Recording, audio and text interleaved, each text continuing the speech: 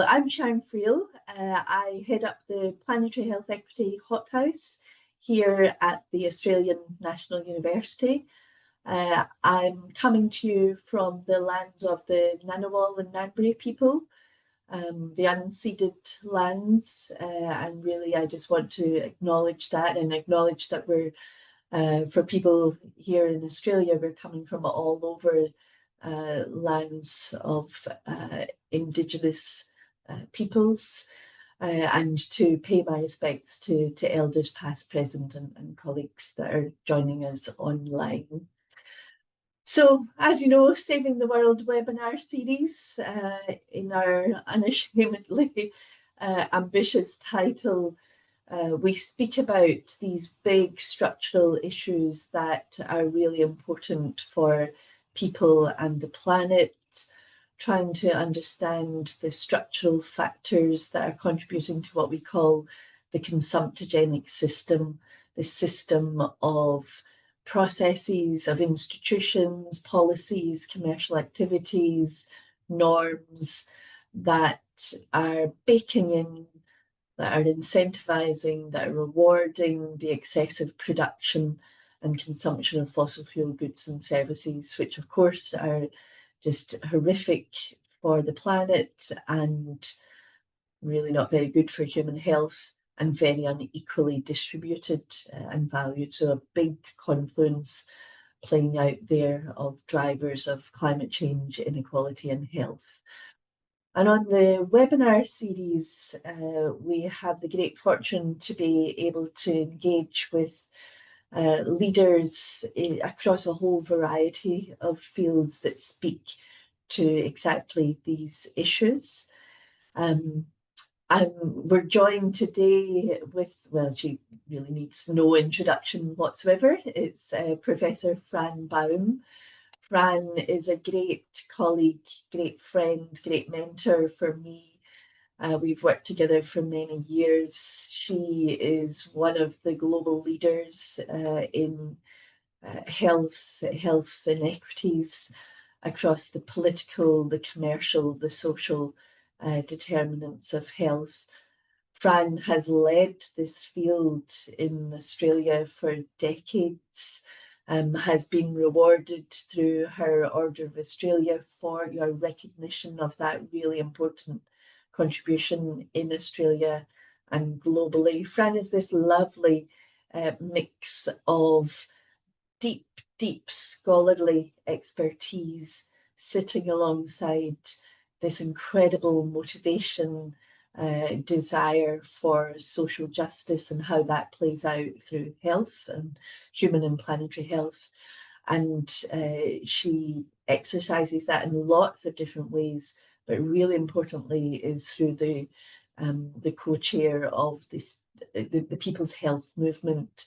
For those of you who don't know it, this incredibly effective global grassroots global movement concerned about exactly these sorts of issues. Fran is down at the University of Adelaide. So really, no further ado, Fran, I'll hand over to you to tell us all about alienation and what that means for health and health inequities.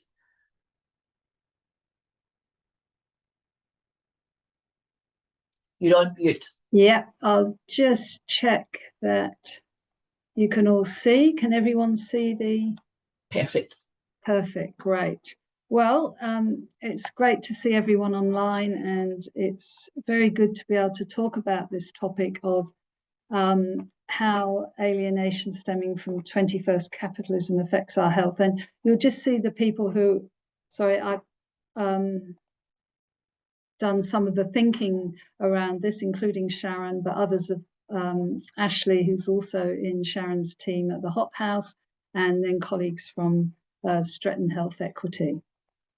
I'd just like to acknowledge that I'm presenting from the traditional lands of the Kaurna people and respect their cultural and heritage beliefs, which are still really important to Kaurna people today, and acknowledge their resilience through the processes of colonisation, and also to acknowledge any Aboriginal and Torres Strait Islander people who are joining us today. what I'm going to talk about is a little bit about Marx and alienation, and then to try and think about, well, how relevant is his view of alienation today? And I'm going to do that by looking at employment and then in terms of consumption, and then thinking a bit more about how that translates into health and well-being impacts. Then a little bit about alienation and implications for politics, and then the implications for public health practice and research. So, of course, Marx said very clearly that the alienation of man, he wasn't very gender sensitive, thus appeared as the fundamental evil of capitalist society. So it was very central, especially to his early writings. And here's just a short video that just brings this to life. Karl Marx on alienation. Karl Marx believed that work, at its best, is what makes us human. It fulfills our species' essence, as he put it. Work allows us to live, to be.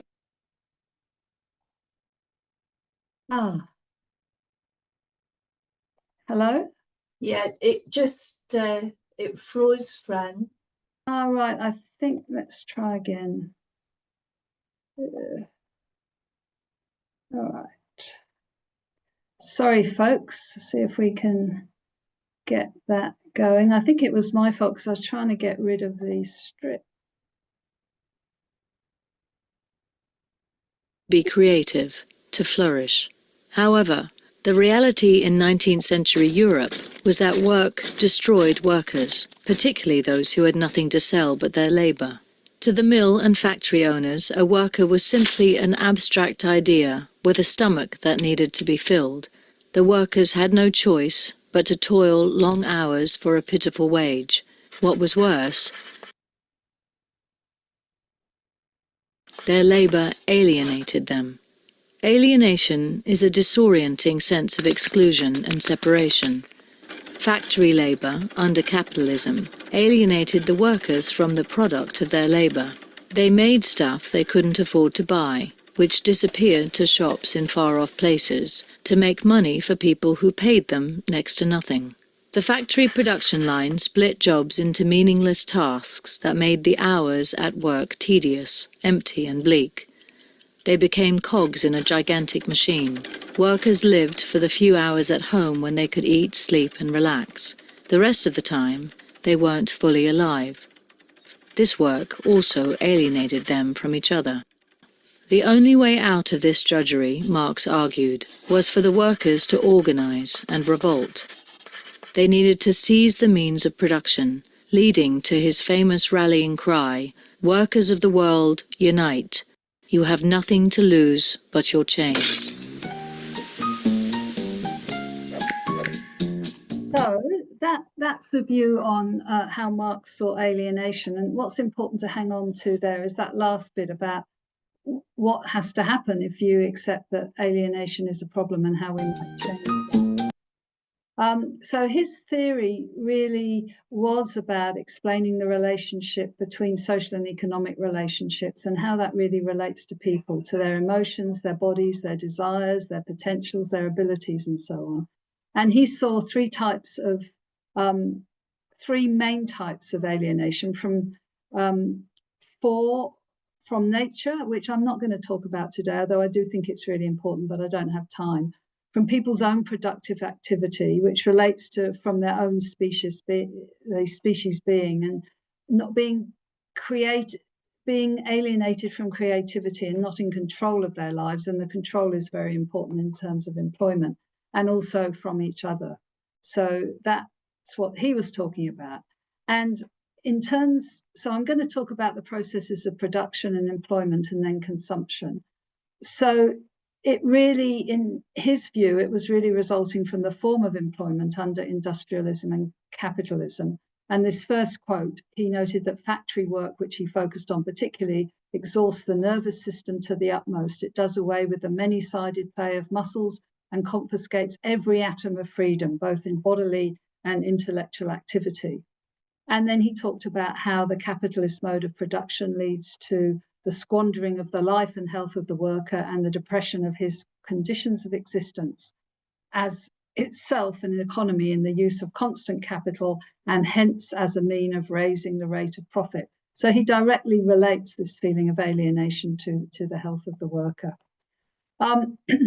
In the sort of 60s and 70s, there was considerable debate about Marxist theory of alienation, and that was sort of against the background of the anti-colonial movement, the movements of oppressed people, whether it's women, people of color, the LGBTIQA+ movement, and of course 1968 in Paris.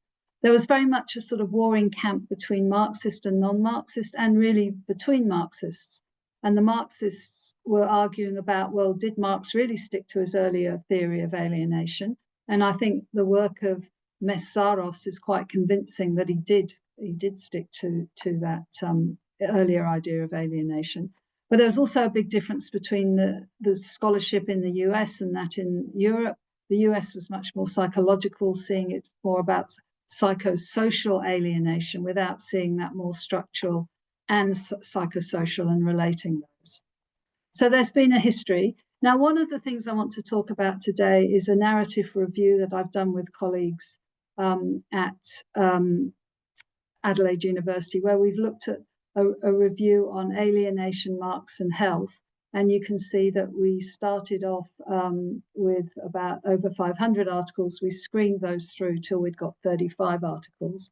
And what we were looking for were those that actually did use the Marxist theory of alienation. So you can see there that most were qualitative, one was mixed. About half of them had some theoretical conceptual content. And in terms of context, they came mainly from US, Canada, you can see Britain, the others were just particular countries. So quite a range that we found.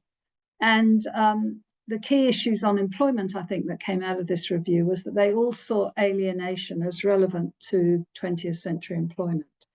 And particularly in low and middle income countries, manufacturing and that kind of factory work that Marx talked about was still a global reality. The lack of control over the labor process is consistently identified as detrimental to health, but also that it shapes every aspect of life under capitalism, whether it's economic, political, social, or emotional. And that more recent neoliberal reforms have left many workers with more precarious jobs, less protection, less guaranteed benefits, and more hours of employment. And that downsizing, workplace restructuring, and austerity measures have increased levels of alienation. So they're the sort of general themes from the study. 14 of our studies were, you can see down the side which sectors they were were empirical studies of different forms of employment. And just some examples that there was a lot of talk about the silencing of workers' voices in labor relationships, a lack of meaningful work, emotional exhaustion, and generally reduced well-being. I'll talk a bit more about the seasonal migrant workers in Canada, but there they were very precarious, the work was quite exploitative, and there really were no citizen rights. And then downsizing in factories in Vietnam had led to insecurity, poor social relations, and changed working conditions. And in Hungary, the disintegration of a deindustrialization of communities had really alienated people.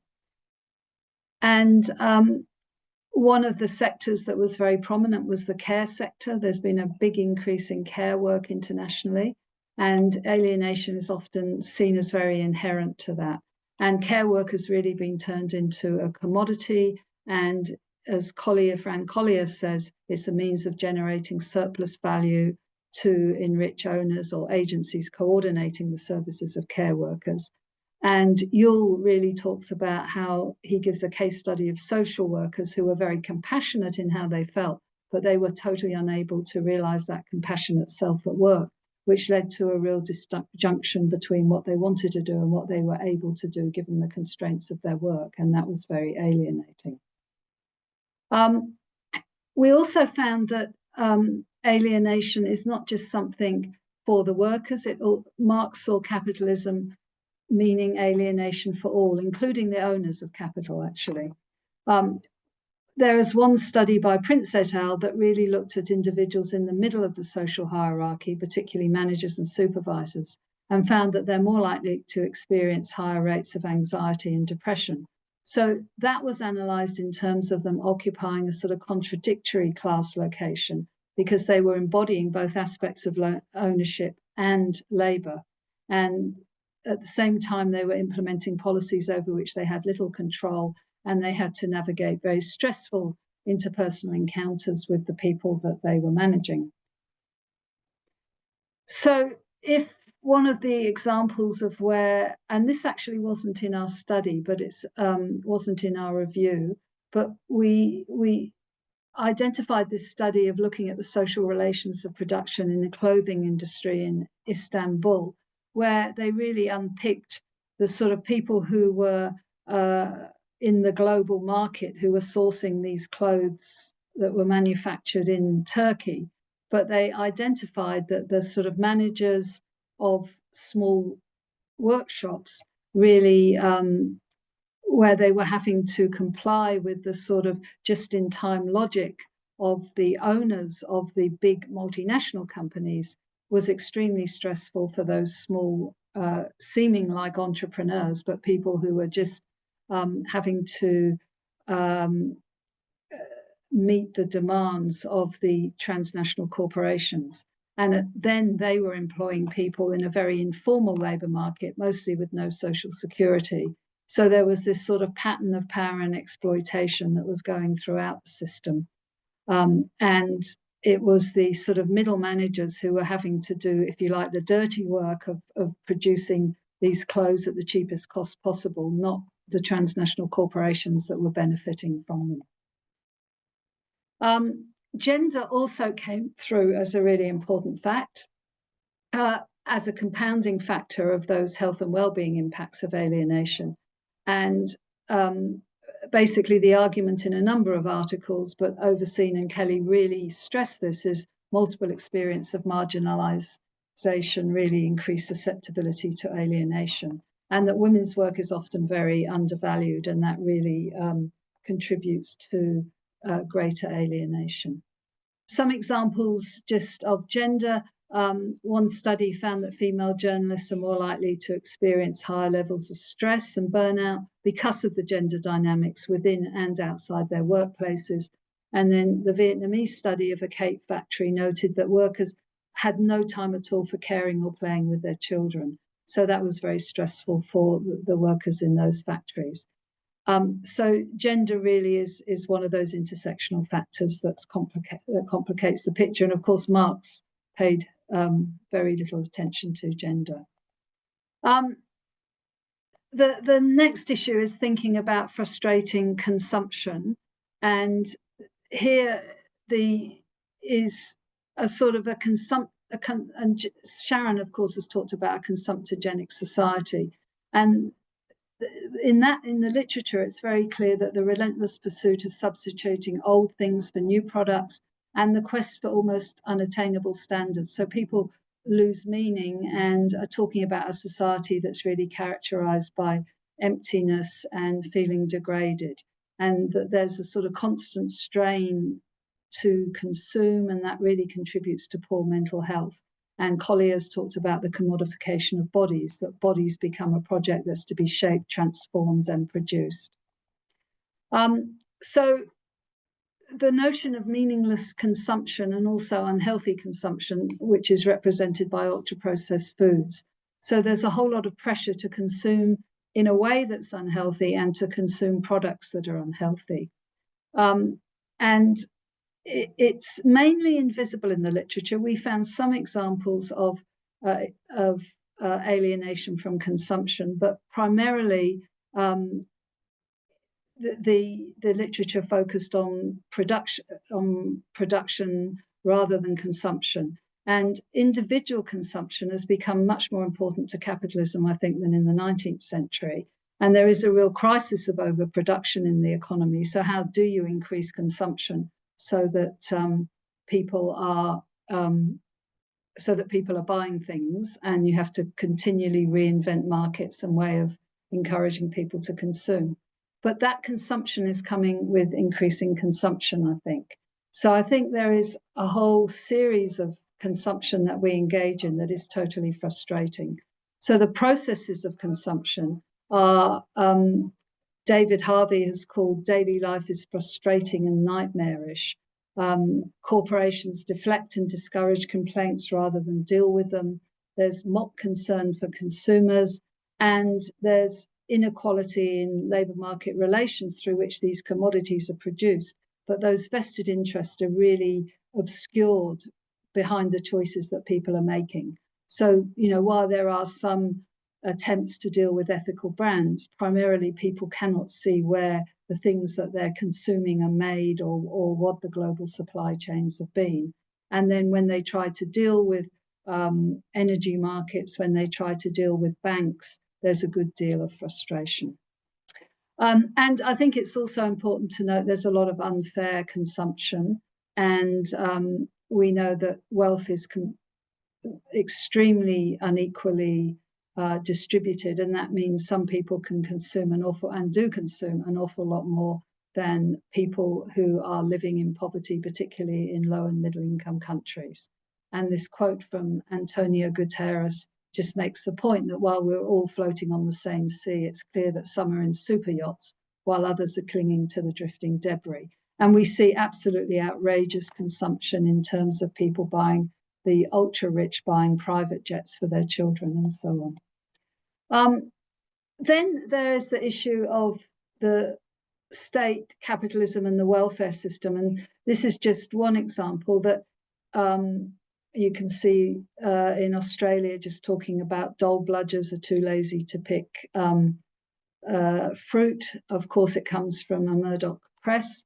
And the notion in 20th century capitalism, and was in the 19th century really, that surplus labour is a plus for capitalists because it suppresses wages and means that there's a flexible workforce that's ready. So welfare recipients are scapegoated as dole bludgers, of work shy, of not being worthy citizens really. And that really leads to punitive welfare systems. And we had, of course, such a brilliant example of that under the Morrison government, where the state really was a source of alienation. It had a scheme called robo-debt for job seeker recipients, where they data match social security and income tax systems to replace a manual system, and then identified people who they claimed owed the government money because they'd been working when they'd been claiming social security.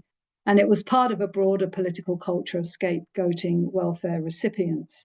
There were multiple problems with the scheme. It led to a royal commission, and the government had to pay 751 million back to people and compensate nearly 500,000 people. But it was extremely stressful for those who were wrongly accused of debts. And the Royal Commission produced story after story of that despair, and mental illness and including suicides were widely reported as a result of that. So you have to see that as part of the sort of system of employment in the 21st century, where the social security system isn't seen as a right, but it's seen as something for people who really aren't doing their full role of citizens by claiming the dole, and therefore they're likely to be cheating the system. The assumption was that they were cheating the system.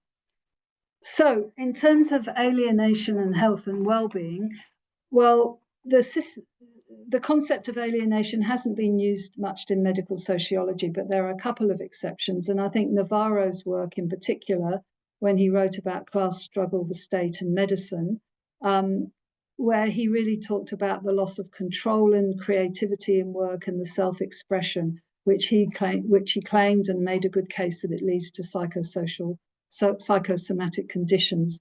And of course, that's really getting down to the idea that Marx felt about employment in the 19th century, that it really was robbing workers of creativity and self-expression.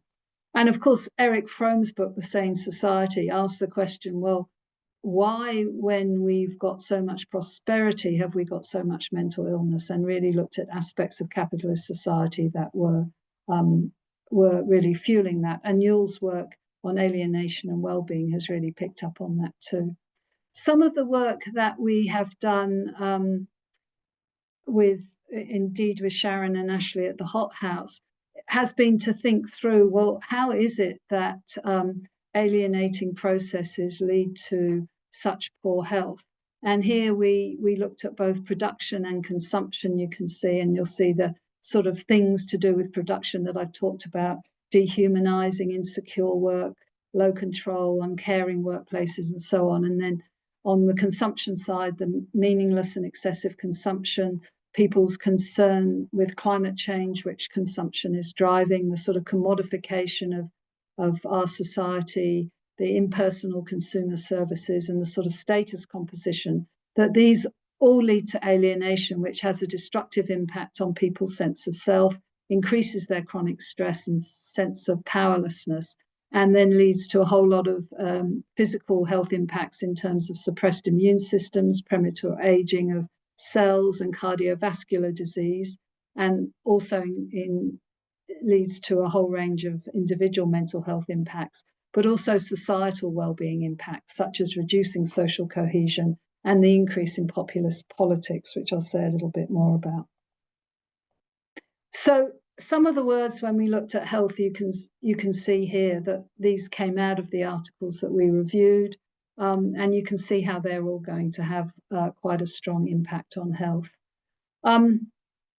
This is from a political party saying, are you feeling sad and depressed? Are you anxious, worried about the future, feeling isolated and alone? You may be suffering from capitalism. So clearly pointing the finger at the structure that we live in as something that is creating high levels of social isolation and mental health. So the political economy explanations of health can be linked with the psychosocial theories. And I think that's the important thing. There is a whole literature, and I think Martin Seaman's work from America very much just focuses on the psychosocial theories without looking at the sort of political economy of why the psychosocial impacts are happening.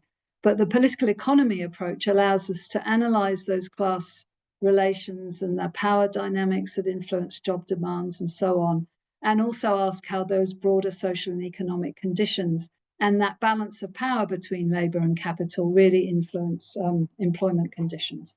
So just I think it was worth actually drawing on the literature to look at two examples. And this first one is the tobacco farmers in Canada, many of whom are there on short-term visas, that they really complained about the highly repetitive character of the work that they were doing. And their accounts were very reminiscent of the accounts of 19th century factory workers.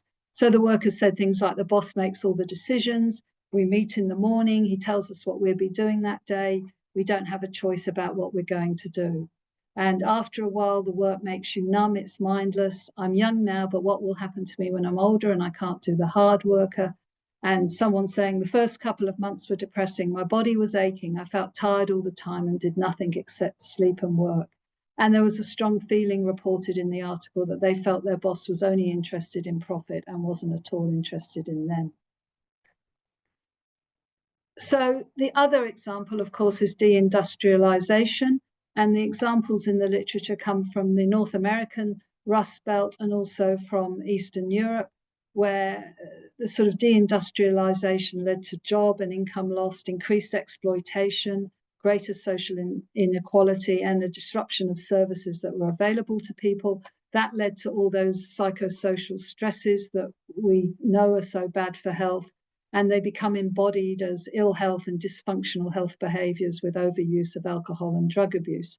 And that's led to what Case and Denton have called deaths of despair, so resulting from suicide, overdoses, cardiovascular disease. And that's especially prevalent in all the deindustrialization areas in terms of low income, and particularly for men.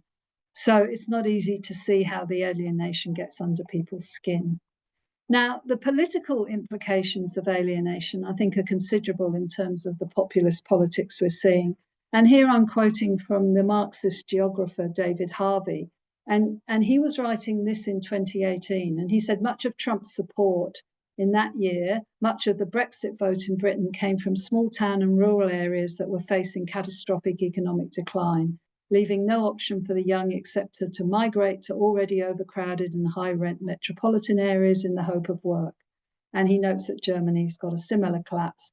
And then he said, with mass alienation, someone like Trump could more easily come along and blast his way into power. Trump is the president of alienation produced by alienation. So I think that's interesting in the situation where we are at the moment. And so the context of alienation we're seeing, and I think Bauman put this really well, that we've never been so free as a people, but we also are feeling powerless in the face of humanly created ecological, technological, political, cultural, and social change. And we've got this irony that we've got growing reported loneliness by people. That's just going up all the time in survey after survey, and increasing mental illness at a time when we're all more interconnected, when we're more interdependent than people have ever been. And we've got technologies with which we can do that are much more available than they have been. So, you know, the literature suggests that this Marxist literature on alienation suggests we need a deeper analysis of how inequities can be reduced through a root and branch consideration of our structures. And Overseen and Kelly say, look, it's a struggle over the conditions of social development. And yet, despite that, despite all the problems we're seeing, there's a real reluctance, I think, amongst scholars to use Marxist theory as an explanatory framework.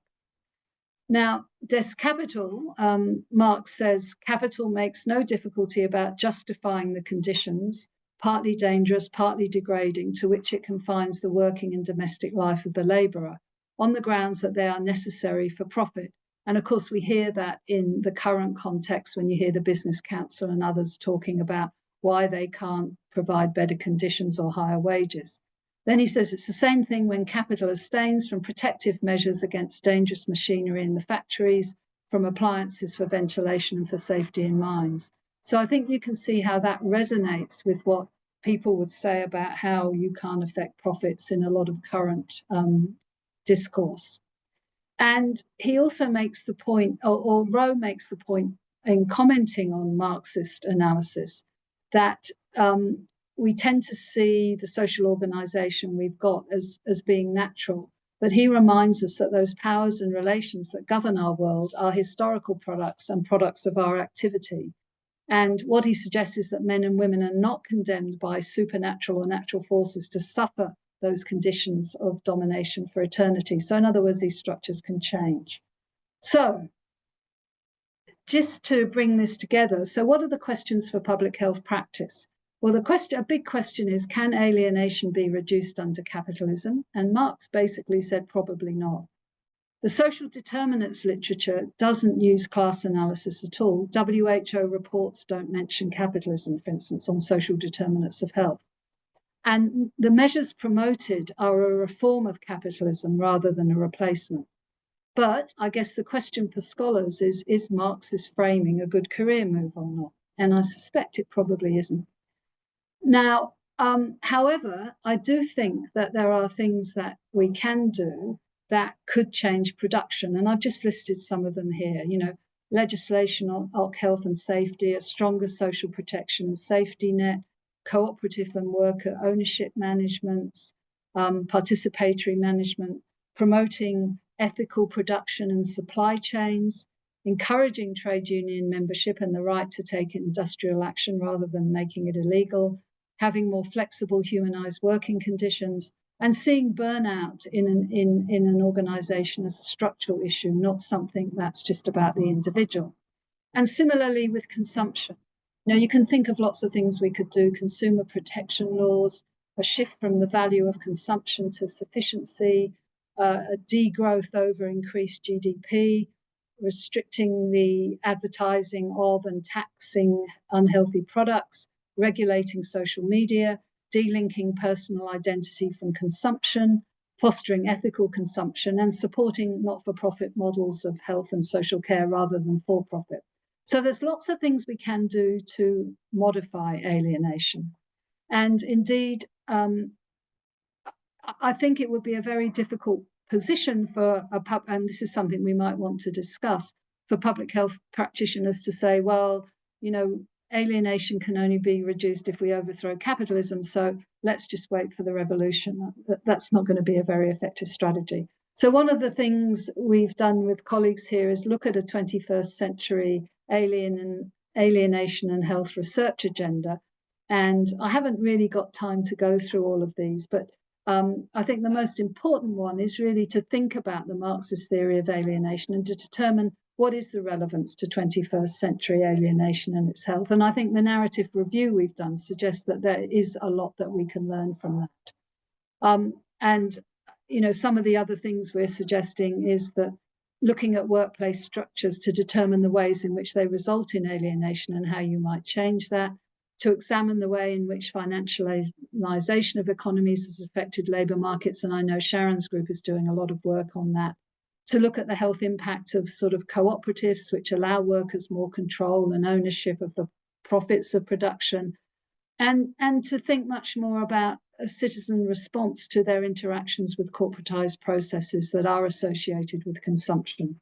So we all saw those as the answer to this hypothesis that processes of production and consumption in 21st century capitalism lead to alienation, which does underpin a significant degree of mental illness and communicable diseases. So I do think there are ways in which we can research and understand that and develop a public health agenda.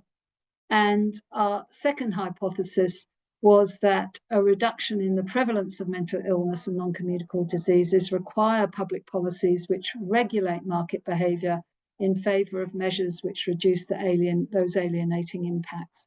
So I think it would be really good to do case studies of countries which regulate perceived harmful consumption of social media, for instance, or you could do it in terms of which are much more heavy regulators than less heavy regulators, for instance, and then to identify public policies, models of service deliveries and business practices that can prevent and minimise the impacts of alienation that are caused by these processes of production and consumption.